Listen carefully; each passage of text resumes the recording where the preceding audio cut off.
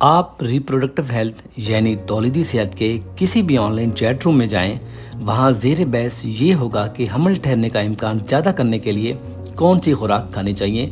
تولیدی صحت کے لیے سپلیمنٹ کے علاوہ ایسی غذائیں بھی موجود ہیں جن کے لیے یہ خیال کیا جاتا ہے کہ یہ پریگننسی کے لیے بہت ضروری ہیں۔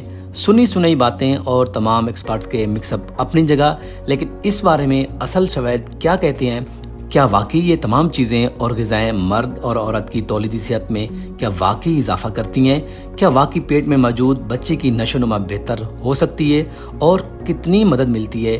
آج ہم ڈیٹیل میں بات کریں گے کہ تولیدی صحت کے لیے یہ سپلیمنٹ اور غذائیں کتنا ضروری ہیں۔ ماہرین کہتے ہیں کہ صحت مند حمل اور بچے کی نشو و نما کے لیے کچھ خاص غذائی اجزاء جیسا کہ فولک ایسڈ مددگار ثابت ہو سکتے ہیں۔ حمل سے پہلے اور حمل کے دوران فولک ایسڈ کے استعمال سے بچے کا دماغ اور ریڑھ کی ہڈی کو